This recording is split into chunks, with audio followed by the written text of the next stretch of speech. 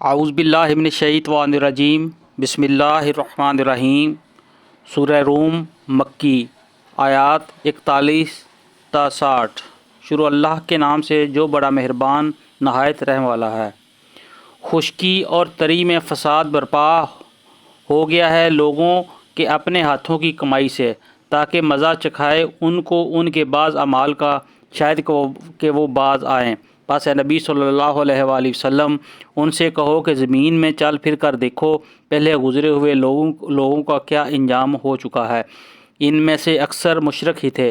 اے نبی صلی اللہ علیہ وآلہ وسلم اپنا رخ مضبوطی کے ساتھ جما دو اس دین راست کی سمت میں، قبل اس کے کہ وہ دن آئے جس کے ٹل جانے کی کوئی صورت اللہ کی طرف سے نہیں ہے۔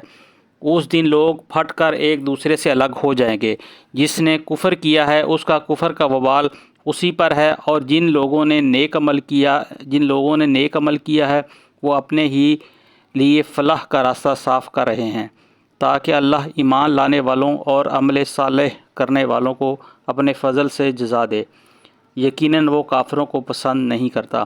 اس کی نشانیوں میں سے یہ ہے کہ وہ ہوائیں بھیجتا ہے بشارت دینے کے لیے اور تمہیں اپنی رحمت سے بہرہ مند کرنے کے لیے، اور اس غرض کے لیے کہ کشتیاں اس کے حکم سے چلیں، اور تم اس کا فضل تلاش کرو اور اس کے شکر گزار بنو۔ اور ہم نے تم سے پہلے رسولوں کو ان کی قوموں کی طرف بھیجا، اور وہ ان کے پاس روشن نشانیاں لے کر آئے، پھر جنہوں نے جرم کیا ان سے ہم نے انتقام لیا، اور ہم پر حق تھا کہ ہم مومنوں کی مدد کریں۔ اللہ ہی ہے جو ہواؤں کو بھیجتا ہے اور وہ بادل اٹھاتی ہیں، پھر وہ ان بادلوں کو آسمان میں پھیلا دیتا ہے جس طرح چاہتا ہے، اور انہیں ٹکڑیوں میں تقسیم کرتا ہے۔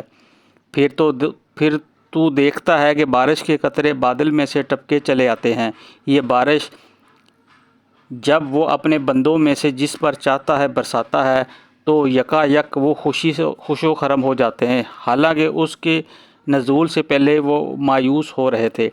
دیکھو اللہ کی رحمت کے اثرات کہ مردہ پڑی ہوئی زمین کو وہ کس طرح جلا اٹھاتا ہے۔ یقیناً وہ مردوں کو زندگی بخشنے والا ہے اور وہ ہر چیز پر قادر ہے۔ اور اگر ہم ایک ایسی ہوا بھیج دیں جس کے اثر سے وہ اپنی کھیتی کو زرد پائیں تو وہ کفر کرتے رہ جاتے ہیں۔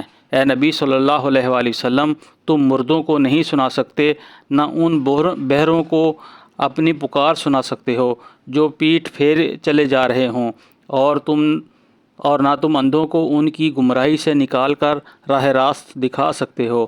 تم تو صرف انہی کو سنا سکتے ہو جو ہماری آیات پر ایمان لاتے ہیں اور سر تسلیم خم کر دیتے ہیں۔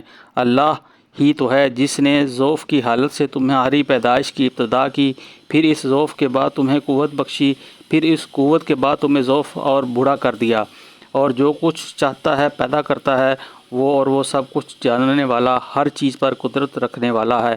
اور جب وہ سات برپا ہوگی تو مجرم قسمیں کھا کر کہیں گے کہ ہم ایک گھڑی بھر سے زیادہ نہیں ٹھہرے ہیں۔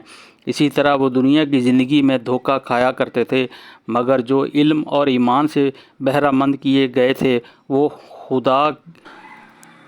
وہ کہیں گے کہ خدا کے نوشتے میں تم تو روز حشر تک پڑے رہے ہو، سو یہ وہی روز حشر ہے، لیکن تم جانتے نہیں تھے۔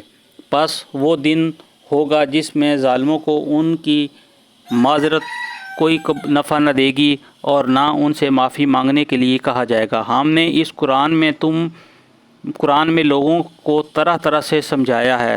تم خواہ کوئی نشانی لے آؤ، جن لوگوں نے ماننے سے انکار کر دیا ہے وہ یہی کہیں گے کہ تم باطل پر ہو، اس طرح ٹھپا لگا دیتا ہے اللہ ان لوگوں کے دلوں پر جو بے علم ہیں۔ پس اے نبی صلی اللہ علیہ وآلہ وسلم صبر کرو، یقیناً اللہ کا وعدہ سچا ہے، اور ہرگز ہلکا نہ پائیں تم کو وہ لوگ جو یقین نہیں لاتے۔ صدق اللہ العظیم۔